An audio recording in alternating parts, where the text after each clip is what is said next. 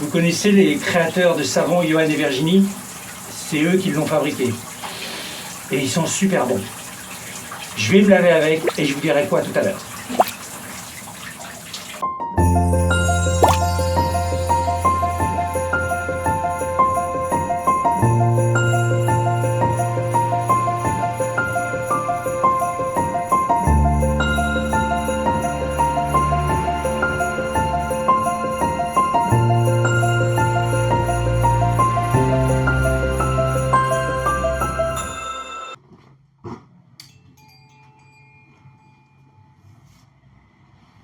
Bonjour Johan. Bonjour. Comment ça va? Très bien. Alors nous voilà dans ta boutique. Ouais, bienvenue dans la savonnerie de Ligugé. Là, on est dans la partie boutique. Il y a le laboratoire cosmétique, il y a un espace bureau et séchage, et là, on est dans l'espace boutique. J'ai quelques savons ici, et les savons qui sont rangés ici, c'est des savons qui sont prêts à être vendus. Tu as un site internet. johanetvirginie.fr. Ça fait combien de temps que tu es installé ici?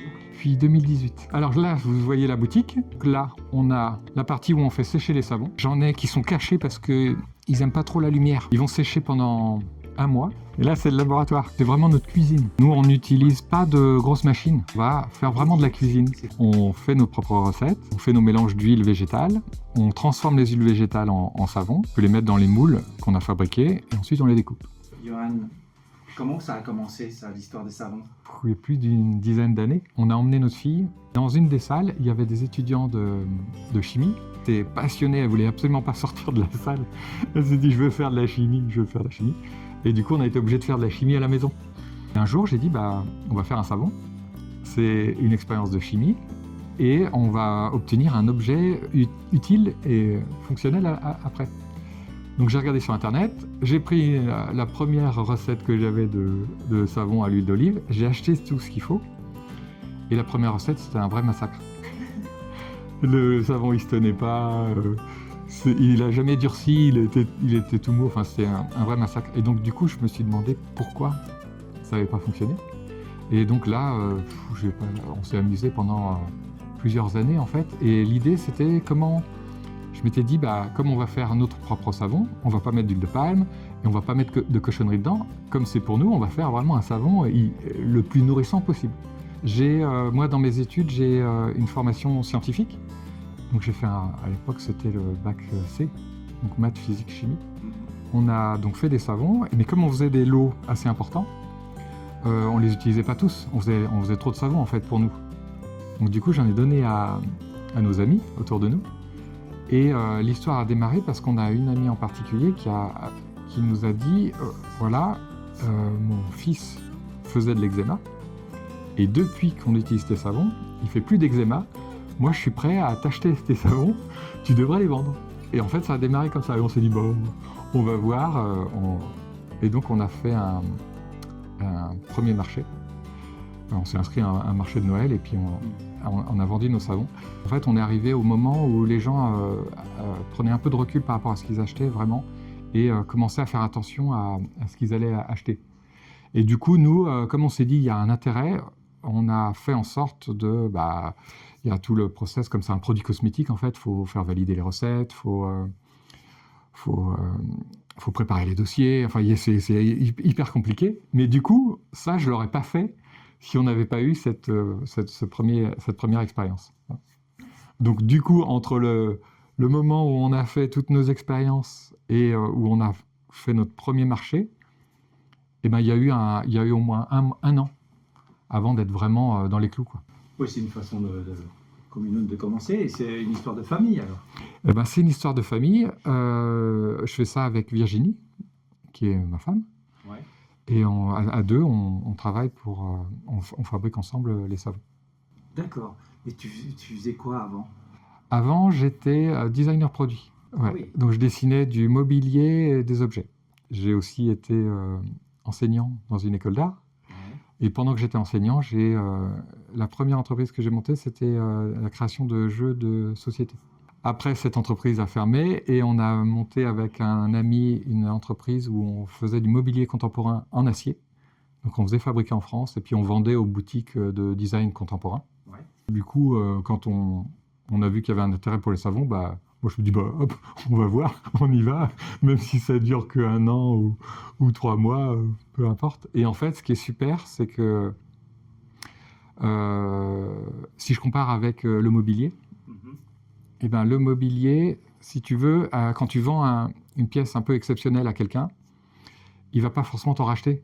Il a déjà la pièce. Il ne va pas forcément dire à tout le monde « Ouais, j'ai acheté cette pièce-là » parce qu'il n'a pas forcément envie que tout le monde ait cette pièce-là. Exactement. Du coup, on avait un client et quand on avait un client qui nous achetait, eh ben, on perdait un client. Il fallait trouver des nouveaux clients. Exact. Alors que là, ce que j'adore, c'est que si je fais vraiment un produit de qualité, eh ben, les gens vont revenir et en plus, ils vont en parler autour d'eux. On avance petit à petit et puis on grandit en fait au fur et à mesure. Donc en fait, il n'y a pas vraiment eu de déclic, c'est quelque chose qui est venu, c'est comme un challenge. Oui, et moi Une comme... aventure qui s'ouvrait à toi, quoi. Ouais, c'est ça exactement, une nouvelle aventure. Et comme moi j'aime bien ce qui est beau et j'aime bien les beaux objets, j'ai voulu faire des petits objets de décoration qui étaient en plus des produits de soins. Donc moi je me considère comme un créateur de savon.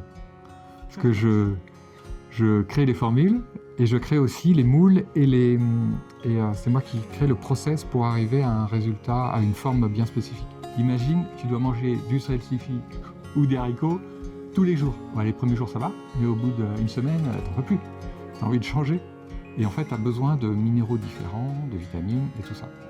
Et du coup, moi ce que j'ai fait, c'est que j'ai fait en sorte que chaque savon a une composition vraiment différente. Comme ça, quand tu changes de savon, c'est comme si tu changeais d'alimentation pour la peau. Donc du coup, les gens qui ont une peau très difficile, ils vont prendre plusieurs savons et ils vont changer tous les jours. Entre l'apport en vitamines et en minéraux n'est pas le même. Et du coup, la peau va mieux. C'est logique. Et du coup, dans la gamme, on a 3 types de savons. On va avoir des savons qui sont adaptés aux bébés, donc adultes, enfants et bébés. Donc là, il n'y a pas de notes parfumées. Il ne va pas y avoir d'huile essentielle ou de parfum. On est vraiment sur des produits très neutres. Après, on va avoir des savons qui sont parfumés aux huiles essentielles. Et là, dernièrement, j'ai travaillé sur 2 savons où là, j'ai fait appel à un parfumeur sur Grasse pour avoir un parfum un peu plus complexe. Voilà. Donc là, c'est pas moi qui travaille le parfum, mais on a des choses qui vont être un petit peu plus sucrées, un petit peu plus complexes. Voilà. Parce qu'en fait, la première chose que les gens font, c'est sentir le savon. C'est ça. C'est pas forcément les parfumés qu'on vend le plus, mais la première chose que les gens font, c'est l'instinct, ouais, sentir le savon. Donc en fait, les savons parfumés me permettent d'attirer les gens qui utilisent des gels douche, des produits qui ne sont pas forcément très sains pour la peau. Et du coup, comme ils testent et qu'ils s'aperçoivent que c'est beaucoup plus nourrissant, et ben après ils disent « Ah ouais, il y a encore plus nourrissant ». Et donc en fait, au fur et à mesure, je les ramène vers les savons neutres. Donc là, ta gamme, elle se compose de combien de savons? Alors, on a une dizaine de savons. Par exemple, ces 3-là sont neutres. Donc là, il n'y a pas du tout de notes parfumées. On va être sur un savon qui va être sur gras à l'amande douce. Là, c'est un savon où il y a de la bière des Pirates du Clin. Un savon à la bière. Et c'est pour ça qu'il a cette tête-là. Les pirates qui sont venus me voir en me disant « Est-ce qu'on peut faire un savon avec de la bière ?» Et alors, la bière, on le retrouve souvent dans les shampoings. En fait, c'est surtout les levures de la bière qui sont intéressantes. J'ai vu qu'entre une bière brune et une bière blonde, on obtenait pratiquement le même type de savon. Et ben, j'ai travaillé que sur un seul type de savon. J'ai remplacé l'eau par la bière. C'est ce qui donne le parfum de ce savon. J'utilise le goulot pour faire les yeux. Celui-là, il est sur gras à l'huile de noyau d'abricot. Il y a du karité dedans. Johan et Virginie. On a mis du jus de carotte dedans pour avoir une couleur un peu jaune, orangé. Et du coup, c'est pas du tout pour les coups de soleil. C'est juste le nom. En fait, c'est un savon qui est nourrissant et parfumé. Il est parfumé aux agrumes. Et pour le colorer, je mets du jus de carotte dedans. D'accord. Donc en fait, le savon change. Il ne va pas forcément avoir tout le temps la même couleur. Parce que ça dépend des carottes que je vais avoir. Le premier savon, c'était quoi alors? Le premier savon, c'était le Cléopâtre. Un savon neutre. Beaucoup de karité. Parce que je voulais vraiment qu'il soit très doux et très nourrissant. C'est un savon qui est vraiment hyper doux. C'est celui-là que je conseille quand les gens ont une peau vraiment abîmée. Et quand ils font un peu d'eczéma, des choses comme ça, celui-là, il est hyper nourrissant et hyper doux. comme il est validé pour les bébés. Mais tu leur fais passer des tests après? Tu dis il est validé pour les Oui. bébés, ça veut dire qu'il y a En fait, un organisme qui suit ta fabrication des savons ou... exactement. Ok. En fait, comme c'est des produits cosmétiques, les recettes doivent être validées et c'est pas validé en interne. On est obligé de passer par un laboratoire externe. Par exemple, nous, on prend des huiles végétales et on utilise la soude pour le transformer et il y a de la glycérine qui va apparaître. La glycérine, c'est bon pour la peau, mais si on met n'importe quoi dedans, il peut y avoir une réaction chimique qui apparaisse et on peut avoir un produit qui est nocif. Oui. J'ai travaillé sur un déodorant et là, c'est plus compliqué parce que c'est un produit qui va rester sur la peau. Là, on est sur un déodorant, donc le produit va rester sur la peau. C'est plus strict, parce que c'est pas comme un savon qu'on va rincer tout de suite, fait valider la recette aussi. Mais j'ai aussi envoyé à un laboratoire pour faire des tests sur un échantillon de la population. Donc il y a des gens qui ont un placebo, et il y a des gens qui ont le déodorant. Et comme ça, ils voient si les gens ont des réactions. Parce que des fois, il y a des gens, ils mettent rien du tout et ils disent « Ah, ça me gratte », alors qu'en fait, on leur a mis le placebo. Donc ça leur permet de trier les gens qui font des réactions psychologiques et les gens qui font des vraies réactions. Ça permettait de voir si le produit était irritant ou pas. Et tes ingrédients, ils viennent... tu choisis quoi comme type d'ingrédients? Je veux dire, du local, tu essaies de... Alors, il n'y a pas que du local. Il y a certains ingrédients qui sont produits en France. Il y a certains ingrédients qui sont produits même dans la région. Si on prend le Cléopâtre, il y a du karité dedans. Le karité, ça vient pas de la Vienne, c'est sûr. J'ai remplacé dans le savon l'huile de palme par un mélange de 3 huiles. Donc c'est... L'huile de palme, ça veut dire beaucoup de savons industriels. Oui, en fait, si vous regardez sur les boîtes, au dos, vous avez la liste d'ingrédients avec des noms un peu bizarres. Ça, c'est c'est obligatoire sur un savon. Il faut obligatoirement avoir ça. Et il y a marqué, par exemple, les premiers que vous allez voir, ça va être sodium machin. Sodium, ça veut dire savon. Quand vous achetez un savon, vous regardez les premiers ingrédients, c'est ceux qui sont en plus grande quantité. Là, vous voyez, il y a marqué sodium shea butterate. Et bien ça, c'est du savon qui est fait à partir du beurre de karité. C'est celui qui est en plus grande quantité dans ce savon. Si vous voyez marqué sodium palmate, c'est que c'est de l'huile de palme. D'accord. Alors, c'est pas mauvais d'avoir de l'huile de palme dans un savon, c'est juste qu'on fait n'importe quoi au niveau écologie, en fait. On est en train de ruiner tout un écosystème dans les Philippines pour produire que ça. Du coup, moi, je refuse d'utiliser certaines huiles au niveau éthique, que les gens, ils aiment avoir un savon solide, un savon qui va mousser, et il faut qu'il soit quand même dur pour durer dans le temps, quoi.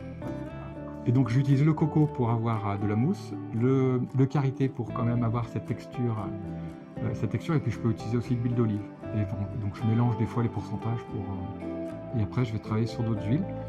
On parlait d'huile locale, je travaille avec l'huile de noisette, de l'huilerie de Neuville. D'accord.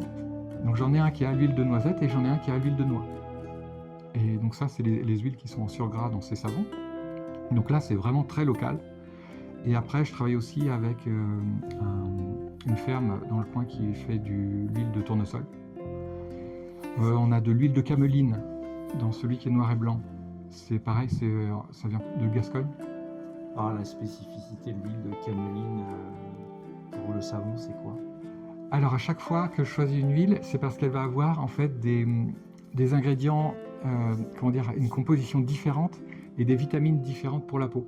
Et l'huile de cameline, ce que j'aime bien, c'est qu'elle est produite localement et elle n'est pas souvent utilisée en savonnerie.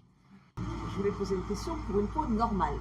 Eh bien, pour les peaux normales, c'est facile parce qu'en fait, comme nous, on travaille plutôt pour les gens qui ont des peaux difficiles, les gens qui ont une peau normale, eh ben, ils peuvent choisir le savon en fonction de l'esthétique, en Là, fait. par contre, celui qui nous attire, en fait. Exactement. Tout va matcher. Les gens qui sont allergiques aux conservateurs, qui font des réactions, qui ont des plaques sur la peau rapidement, eh ben, eux, ils voient tout de suite la différence.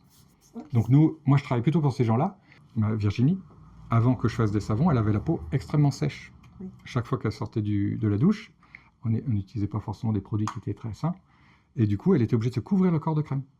Et maintenant, là, ça fait une dizaine d'années qu'on utilise les savons, elle n'utilise plus du tout de lait pour le corps. Ouais, ça c'est chouette. Donc là, je peux me laisser porter par celui qui m'appelle, en fait. Exactement. C'est ça. Il y a des gens... Après, l'odeur aussi qui peut intervenir. Exactement. Il y a des gens qui aiment bien choisir en fonction du parfum. Ouais.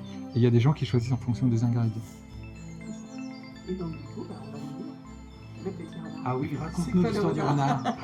Alors le petit renard, À la noisette, c'est ça? alors l'histoire, elle est rigolote parce que là c'était, je me rappelle très bien, c'était le jour du déconfinement. J'étais dans mon jardin et j'hallucinais du bruit qu'on faisait à nouveau, d'un coup. Et je vois une bête passer et rentrer dans le local où il y a les outils du jardin. Et je me dis, bah, ça doit être un de nos chats. Donc je fais, waouh, j'appelle le chat pour le voir. Et je vois pas de chat.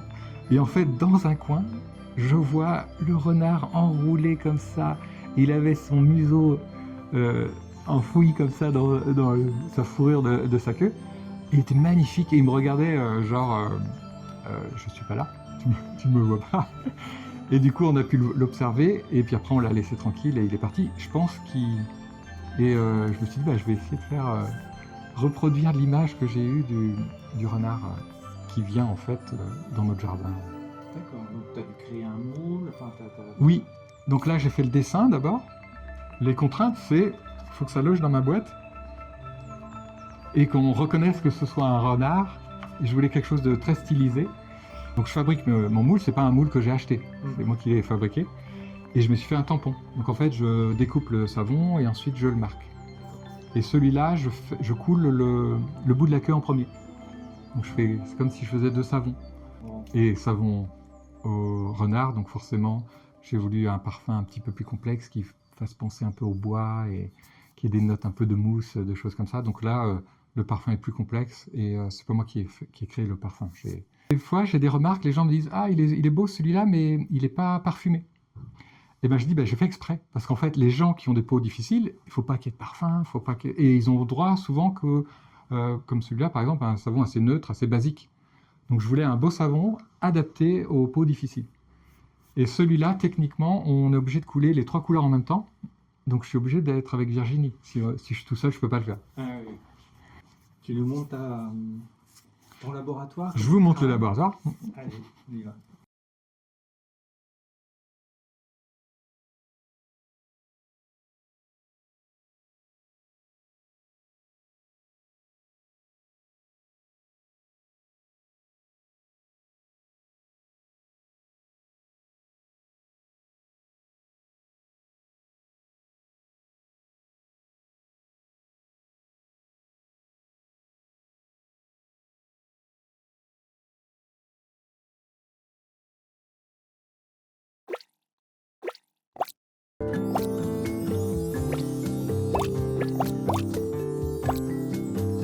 On a pas mal de commandes pour des mariages où on fait soit des gros savons avec les initiales ou des choses comme ça, soit des mini-savons qu'ils offrent à la place des dragées.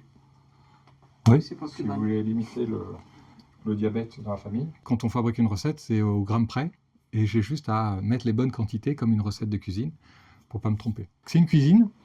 On n'a pas de grosses machines parce qu'en fait, on ne travaille pas les bondillons, comme je l'expliquais tout à l'heure. On travaille les huiles végétales. Donc en fait, mon outil principal, c'est les balances. On dit à froid, mais je fais quand même fondre les beurres parce qu'ils sont solides. Il faut que je les mélange pour les mélanger avec les autres huiles. Ouais. Il faut que ce soit liquide. On peut monter jusqu'à, on va dire, 50 degrés.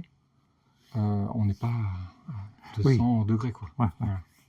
Oui, Ouais, ça permet de préserver aussi la substance, Exactement. les produits de l'huile, quoi, les composants de l'huile.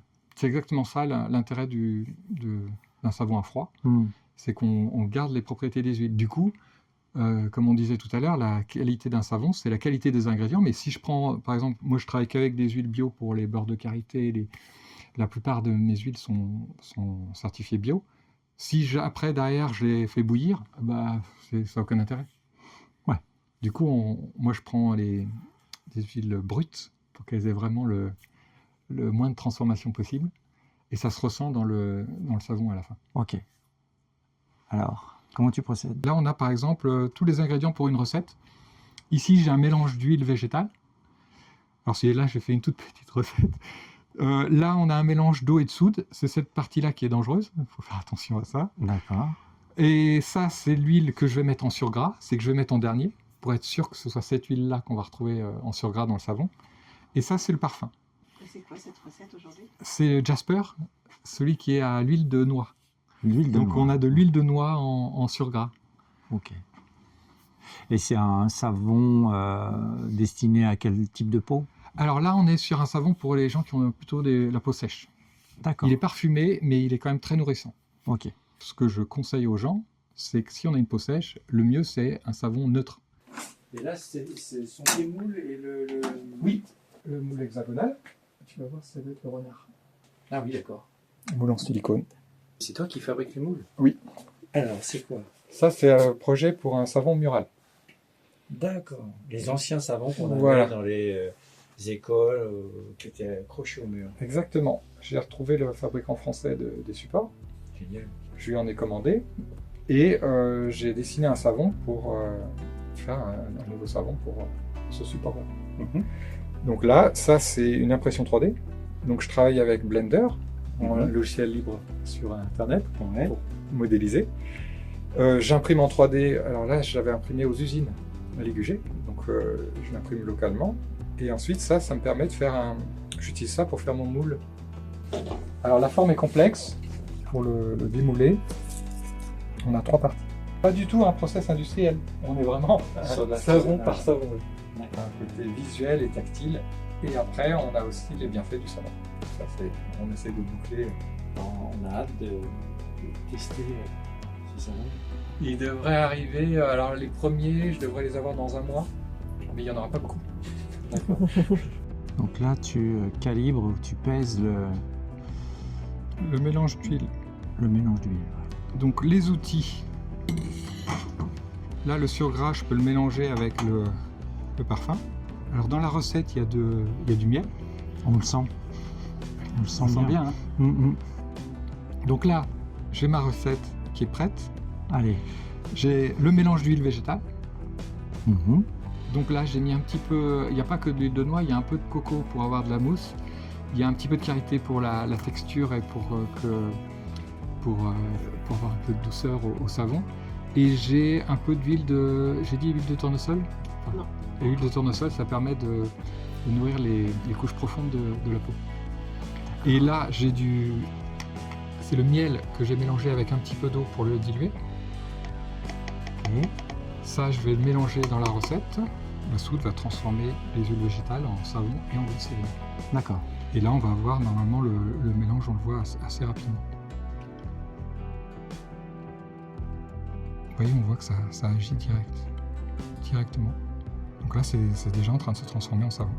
D'accord.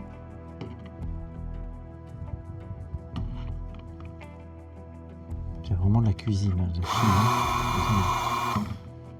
Ah bah oui, là, c'est de la cuisine, ouais.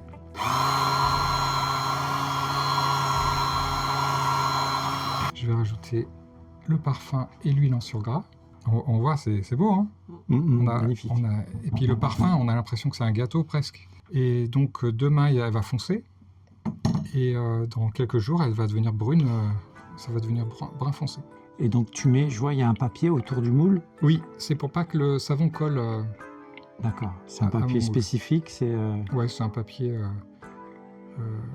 ingraissable. On voit que la texture commence à durcir. Hein. à durcir, oui. Et là, combien de temps en combien de temps ça prend? Et ben, normalement, je peux le découper demain.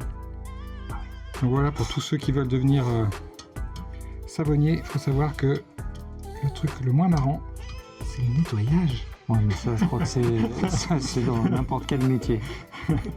Donc là, on voit la texture que j'ai là.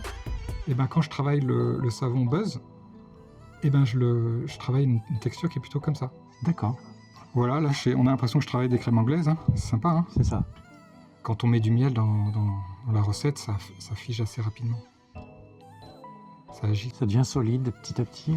Voilà, donc l'étape d'après, c'est je les démoule, je les découpe. Je me suis fabriqué un petit outil de découpage. Et donc là, je peux mettre une grande barre de savon et je peux aussi découper des lignes. C'est-à-dire que je vais pouvoir découper des tranches de savon pour faire d'autres types de savon. D'accord.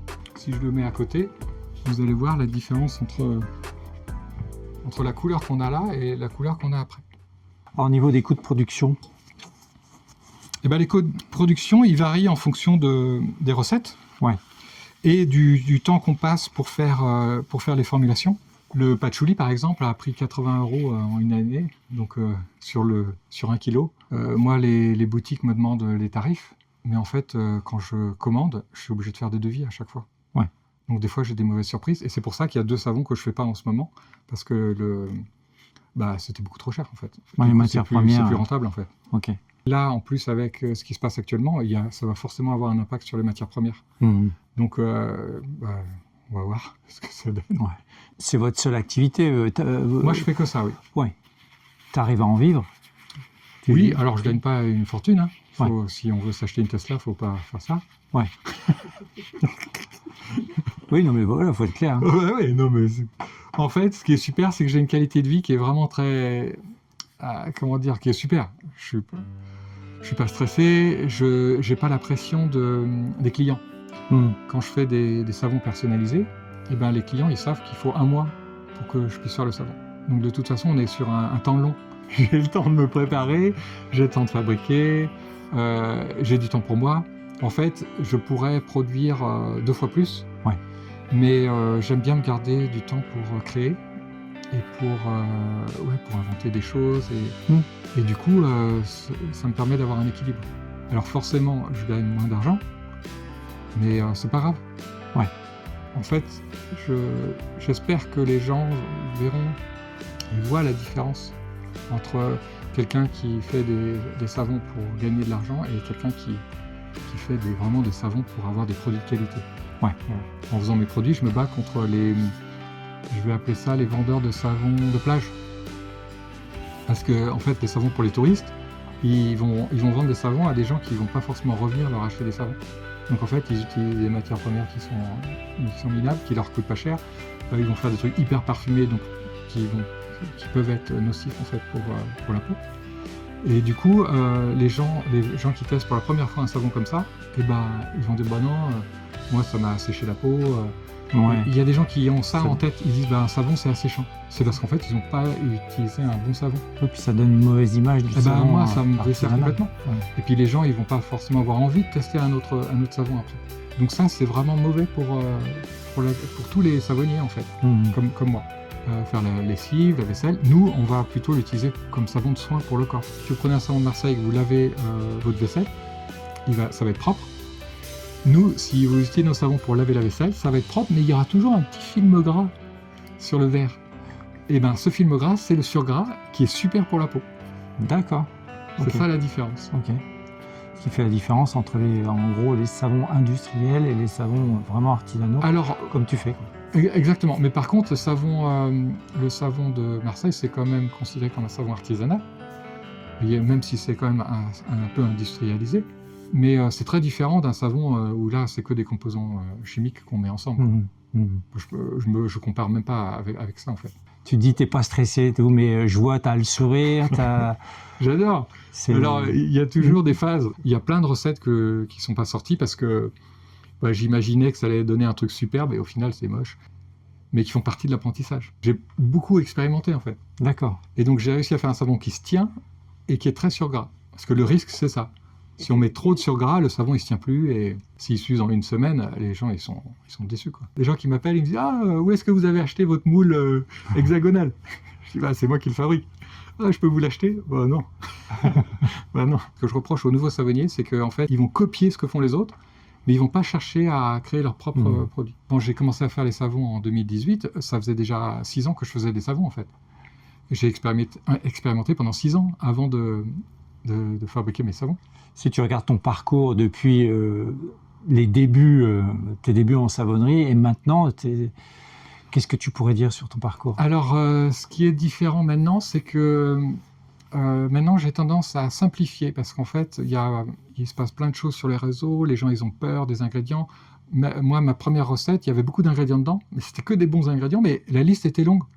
Du coup, ça fait peur aux gens maintenant. Donc, j'ai plutôt tendance maintenant à simplifier ma recette pour qu'il y ait le moins d'ingrédients possible, pour rassurer les gens, alors qu'en fait, il n'y a pas de problème. Il n'y a pas de problème avec une recette qui est très riche, où il y a beaucoup d'ingrédients, mais ça fait peur simplement au niveau de la quantité des ingrédients affichés sur le produit. D'accord. Ok. Et l'avenir, alors tu le vois comment? Tu as des projets, je vois, tu nous as montré un projet de savon Oui. mural, mais Alors, je vois que tu as plein d'accessoires aussi. Ouais, je vais vous montrer les accessoires. Et ce fameux savon à 14% de surgras, alors c'est lequel? C'est le coup de soleil.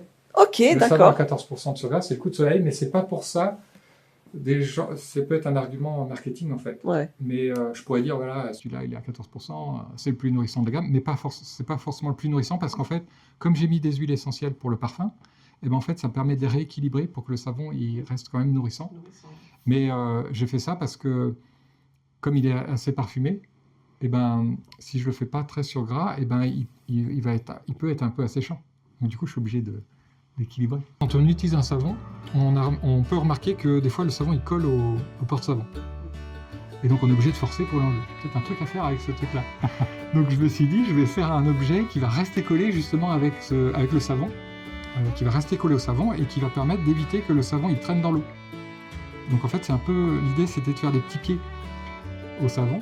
Comme ça, quand on l'utilise, et ben, on le repose et il ne va pas traîner dans l'eau. Donc ça, c'est fabriqué par Matteo, qui est céramiste, qui est installé juste à 10 mètres. Donc c'est de la céramique, quoi. C'est de la porcelaine. Porcelaine. C'est de la porcelaine. Donc on a celui-là qui a facette, celui-là qui va faire un peu comme une toupie. Donc en fait, quand on va reposer le savon, il va un peu tourner. C'est un peu farfelu. C'est dans le détail, hein. Et celui-là, je l'aime bien parce que ça fait un rond parfait et de profil, ça fait des petites montagnes. Et on mouille le savon, on le fait mousser, on pose l'objet dessus, on laisse sécher la nuit et le lendemain, ça colle. Le savon dure plus longtemps parce qu'on en met moins et il dure plus longtemps parce qu'il ne traîne pas dans l'eau. Le savon qui va venir se coller sur cet objet-là. D'accord. Et ça, on peut le coller n'importe où, même sur du bois ou une texture un peu rugueuse. Et ça permet aussi de faire sécher le savon correctement, pas avoir toutes ces traces après. Exactement. Sur le porte-savon. Et alors tes projets pour l'avenir, c'est quoi? Mes projets, c'est j'avance, je m'amuse à faire des nouveaux savons. Le but, c'est pas de stresser. Donc j'ai pas envie de grossir et de vendre partout dans le monde entier, surtout pas. J'aimerais bien que ça puisse marcher, qu'on puisse avoir en France des savonniers dans différentes régions qui arrivent à vivre de leur activité sans être une structure énorme. Tu as trouvé dans la savonnerie ton équilibre, ton alignement, être bien avec toi-même et ton activité qui te permet d'être épanoui? Complètement, j'aimerais bien pouvoir continuer parce que en fait, moi ce que j'adore les parfums. C'est un combo gagnant pour toi. Ah bah oui. Et le contact avec les clients est génial. Moi j'ai que des clients qui sont adorables. Il y a des gens qui me remercient. Merci. Je dis merci pourquoi? Parce que vous m'avez sauvé. Je dis comment ça je vous ai sauvé? Bah oui, avant ils mettaient des produits, des trucs, des produits en pharmacie qui leur coûtaient hyper cher. Et ils me disent bah, j'ai plus rien. Ça c'est génial. Ouais. Là on a vraiment moi j'ai des gens qui viennent et ils me prennent. Le pire que j'ai eu, c'est 9 fois le même savon. Prix, bon, 7 €, 7,50 €. Ils se disent ah c'est trop cher, je peux pas me permettre. Alors c'est vrai que alors moi je vais pas faire des savons grand public parce qu'en fait pas un repas du midi c'est parti en 10 minutes quoi. Et c'est plus cher qu'un savon. Moi ça va durer 1 mois et vous allez faire des économies sur les crèmes, les produits de soins pour la peau. Voilà, c'est surtout ça en fait qu'il faut voir. Ouais. Donc là on est vraiment sur un produit de luxe, mais au final qui est très abordable. Oui, ça reste vraiment abordable en plus pour le bénéfice qu'on en tire. C'est vraiment une histoire différente à chaque fois. Mais il y a plein de savonniers en fait en France et chacun va avoir un peu sa façon de travailler. Ce qui est important, c'est de bien vérifier que ce soit de la saponification à froid. Si vous arrivez à un endroit et que tous les savons ont exactement la même forme, et que c'est juste la couleur qui change, c'est hyper fort en parfum, là, il faut se méfier. Ouais, humainement parlant, est-ce que ce métier t'a apporté quelque chose au niveau de son apprentissage, tout ça? Qu'est-ce que tu en retires? Alors oui, ça m'a beaucoup apporté parce que tu reprends confiance dans l'être humain. Oui, parce qu'en fait, ils ne comprennent pas, même si on les paye. Donc, du coup, s'il y avait une erreur, j'étais obligé d'aller fâcher les gens. Et moi, c'est pas du tout moi, c'est pas du tout mon truc. Je suis très mauvais pour ça. Communiquer avec les autres, je peux communiquer ma passion, mais me fâcher après les gens, je ne sais pas faire. Et du coup, ça redonne confiance. Ça redonne confiance, tu as le lien social, le lien humain qui se crée, qui se consolide aussi petit à petit. C'est ça. C'est un vecteur de lien humain, ce que tu fais. Complètement. Et moi, je suis moins stressé, vraiment. Ouais. En fait, j'ai mis tout en place pour que je sois moins stressé. Parce qu'en fait, j'ai essayé plein de choses avant. Moi, j'ai tendance à partir dans tous les sens. Je pense qu'il y a des projets qui sont plus importants que d'autres. Il y a le côté très rigoureux qu'elle apporte. Et j'ai besoin d'elle pour plein d'étapes. Okay. Pour la création de parfums aussi. Ouais. Moi, je fais des choses trop complexes. Elle fait des choses que les gens arrivent à... Quand tu dis personnalisé, c'est une marque, c'est quelque chose. C'est pas, tu vas pas, comme tu disais tout à l'heure, tu vas pas créer une recette pour avoir moins d'attendre. Voilà. On utilise nos recettes. Du coup, ils savent que ça va convenir à tout le monde. Ah oui, tu peux proposer une recette, les gens choisissent la recette et puis toi, tu fabriques un tampon. On fabrique des tampons, je peux vous montrer les tampons. L'idée de départ, c'est pas moi qui me suis dit tiens, on va personnaliser les savons, c'est en fait une cliente qui est venue vers moi et qui m'a dit j'ai le baptême de ma fille. Du coup, je voudrais offrir à toute ma famille le savon qui l'a aidé à aller mieux en fait. Ouais. Du coup, j'ai trouvé ça génial. Et ça, c'est la cliente qui est arrivée avec un tampon qu'elle avait imprimé en 3D sur un site pour faire des biscuits. Et du coup, j'ai découpé les parties qui découpaient le biscuit, et je l'ai collé là-dessus pour pouvoir le nettoyer facilement et puis appuyer à la main. Donc les marquages sont faits à la main, un par un. Johan, merci beaucoup de nous avoir accueillis dans ton magasin et dans ton laboratoire. On peut dire laboratoire ? Oui, complètement, c'est ça. C'est un laboratoire... Laboratoire cuisine. Laboratoire cosmétique. Cosmétique. Laboratoire cuisine. Ok. Donc on peut retrouver Johan dans sa boutique et sur son site internet qui s'appelle johanetvirginie.fr. où là tu peux expédier, il y a tout. Il y a même, j'ai vu des vidéos explicatives sur comment tu fabriques. Il y a un petit peu de vidéos et il y a aussi une rubrique point de vente où on peut voir les différents points de vente où on peut trouver les savons. D'accord. On n'en a pas beaucoup. Ouais. On est dans une boutique à Poitiers qui s'appelle Colibri. D'accord. Qui est très bien. Et aussi au Futuroscope.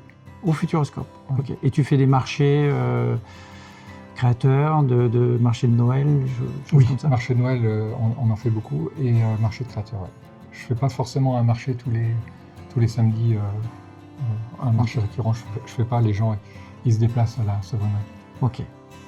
Bon, j'espère que vous aurez vraiment apprécié ce moment avec Johan dans sa savonnerie. Nous, on a vraiment apprécié. On a appris plein de choses. On a découvert vraiment l'univers de la savonnerie qu'on ne connaissait pas du tout. Et on ne pense pas connaître, enfin, on ne peut pas savoir qu'il se passe tout ça. Et qu'il y a des petites astuces de fabrication à savoir pour améliorer un produit qui nous fait du bien. Moi, je trouve ça super. Merci encore. Merci à vous. Et puis, n'oubliez pas, vous nous retrouvez sur les chemins du possible, chemins des possibles.